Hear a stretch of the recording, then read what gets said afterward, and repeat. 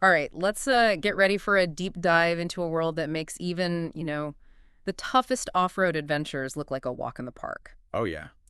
Today we're talking all about the Bactrian camel, Really fascinating animal. an animal so incredibly adapted to harsh environments, it's unbelievable. Yeah.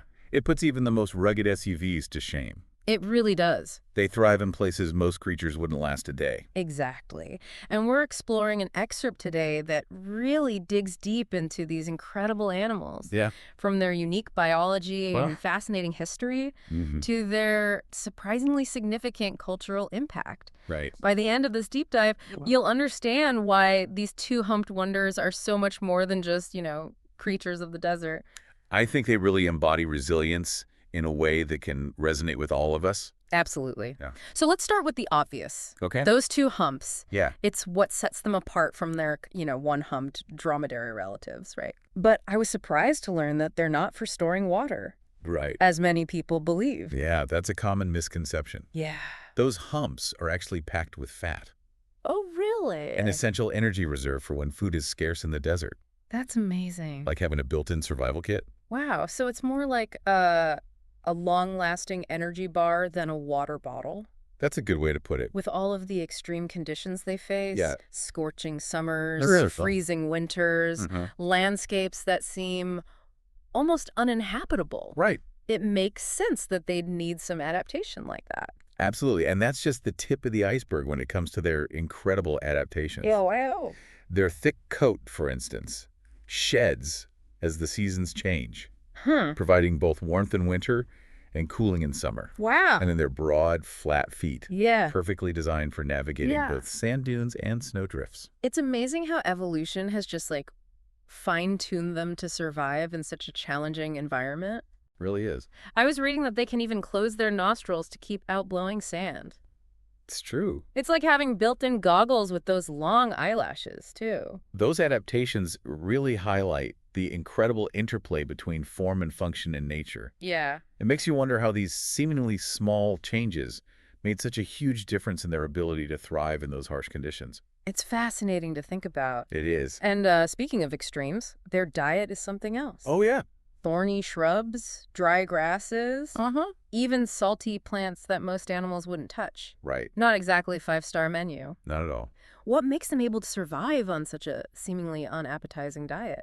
Well, they've evolved the digestive system that's incredibly efficient at extracting nutrients from even the toughest, most nutrient-poor plants. Wow. Their mouths are also incredibly tough, Oh, okay. allowing them to chew through prickly vegetation without any issues. So they've got the hardware and the internal software to make the most of what they can get. Exactly. But how do they even find these sparse resources in such a vast and desolate landscape?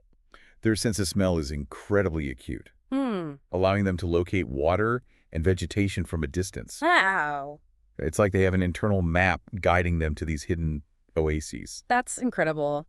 It really highlights, the connection between their physical adaptations and their survival instincts, honed over millennia in these challenging environments. It's a testament to the power of evolution to shape creatures perfectly suited to their niche. Yeah. And the Bactrian camel is a prime example of that.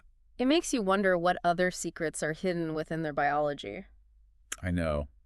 But their story isn't just about surviving in the wild. All right. They've also played a huge role in human history. Absolutely. Think Silk Road, caravans, Yeah. those epic journeys across continents. Mm-hmm. How did they become such important partners to humans? Well, for over 4,000 years, these camels have been essential partners to humans, Wow. especially in trade along the Silk Road. Their strength, endurance, and ability to carry heavy loads across vast distances Right. made them the ultimate transport vehicle, Wow. literally connecting east and west. They really were the ships of the desert, shaping the course of history by facilitating trade and cultural exchange. It's true. It's amazing how these animals, adapted to such harsh environments, ended up playing such a pivotal role in human society. It really makes you appreciate the interconnectedness of nature and human history. It does. Their story is a reminder that the fate of humans and animals are often intertwined in complex and fascinating ways. Absolutely. Yeah.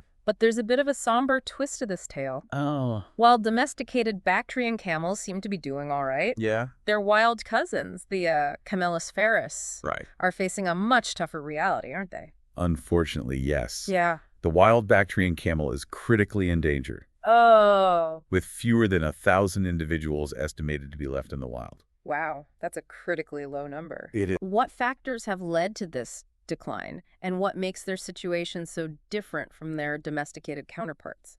It's a combination of factors, but habitat loss is a major issue. Okay. Their grazing grounds are being converted for other uses, Right. squeezing them into smaller and smaller areas. So it's like they're being squeezed from all sides, facing an uphill battle for survival. Yeah, you could say that. It's heartbreaking to think that these creatures, which have survived for millennia in some of the harshest conditions on Earth, Right. are now facing such a precarious future. It's a stark reminder of the impact human activities can have on even the most resilient species. Yeah. And it raises an important question. What's that? What responsibility do we have to ensure the survival of this unique and valuable species?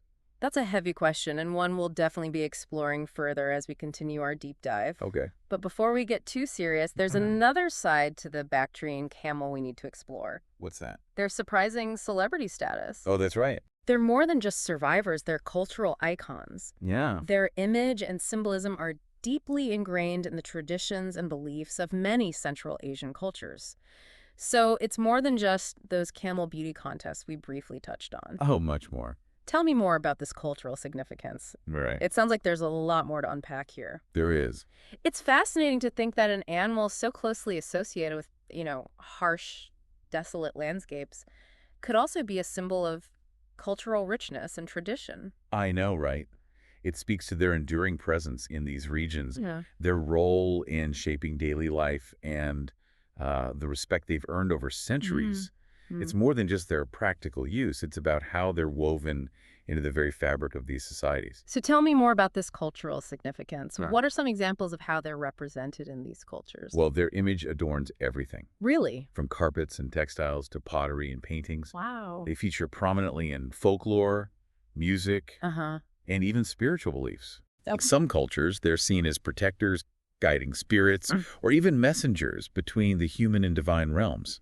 That's incredible. So they're not just pack animals. Oh. They're symbols of strength, resilience, Right. and even spirituality. Yeah. It seems like their image has evolved to represent much more than just their physical characteristics. Absolutely. Yeah. Their representation often reflects a deep respect for their endurance and adaptability, qualities that are highly valued in these challenging environments. Right. It's almost like they've become a cultural shorthand for overcoming adversity.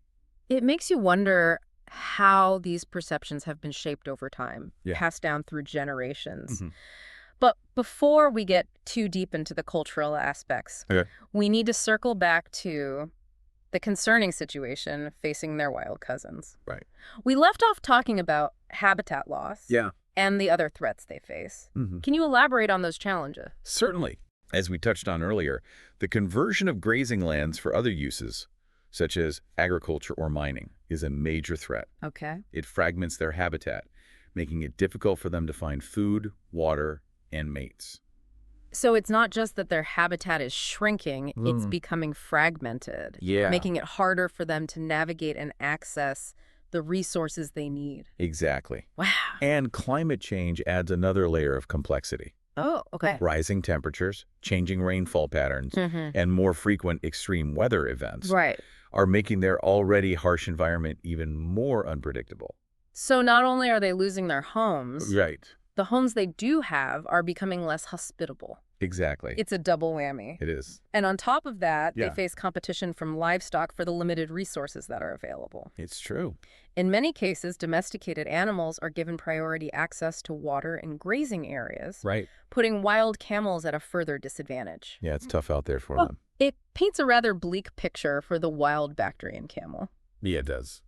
But you mentioned earlier that there are people and organizations working to turn the tide. There are. What kind of conservation efforts are underway to protect these endangered animals? One of the most important strategies is habitat protection. Okay. Organizations like the Wild Camel Protection Foundation are working to establish protected areas where wild camels can roam freely, All right. safe from human encroachment and competition.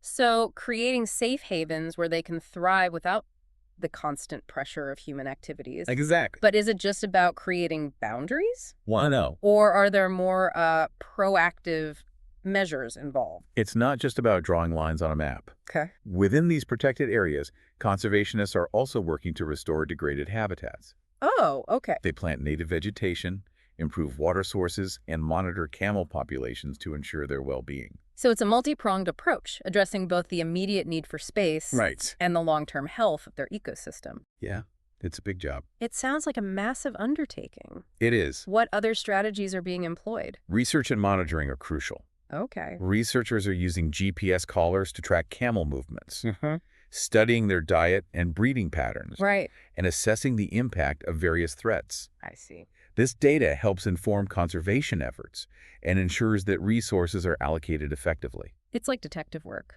It is. Gathering all the clues to piece together the best conservation strategy. Right. But it's not just about science, is it? No. Surely the involvement of local communities is essential for the success of these efforts. You're absolutely right. Yeah. Community engagement is vital.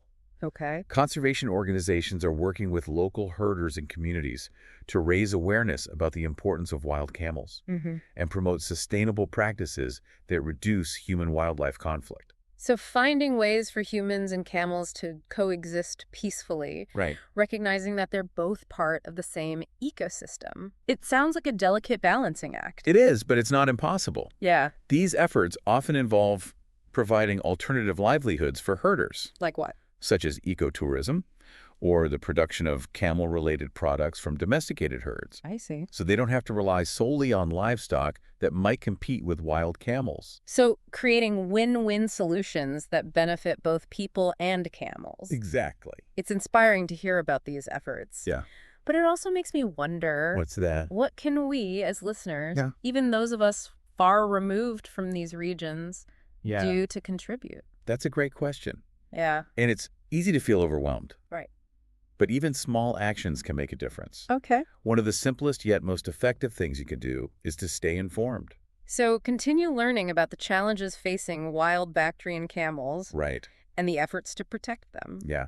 Knowledge is power, as they say. Exactly. The more you know, the more equipped you'll be to make informed choices and advocate for their conservation. Yeah. Okay. Sharing information with friends, family, and on social media can also help raise awareness. It's like planting a seed of awareness. It is. That can hopefully grow into something bigger. Hopefully.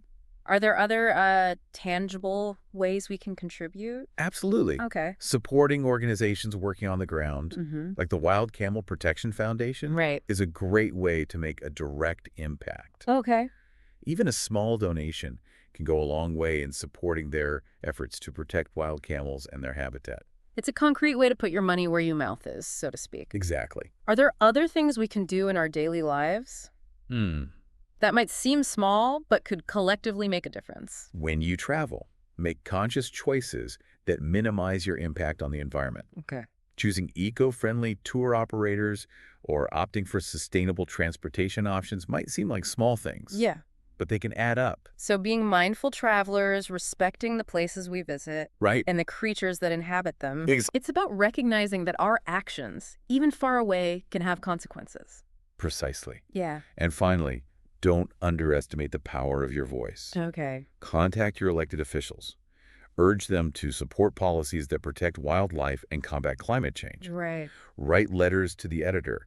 Share your concerns on social media and engage in conversations about these important issues. It's about using our voices to amplify the message and create a ripple effect of change. Exactly. It's a reminder that we're not just passive observers. We can be active participants in shaping a better future for these animals. Exactly. Yeah. Remember, even though we may be separated by continents, our actions can have a real impact on the fate of these amazing animals. It's a powerful message of interconnectedness and shared responsibility. It is. It's not just about what happens in those far-off deserts. It's about recognizing that we're all part of the same global ecosystem. Absolutely. Yeah. And the more we learn about the world around us, the more we realize how much we have in common with creatures like the Bactrian camel. Yeah. Their resilience, their adaptability, their fight for survival in a changing world. Right. Those are qualities we can all admire and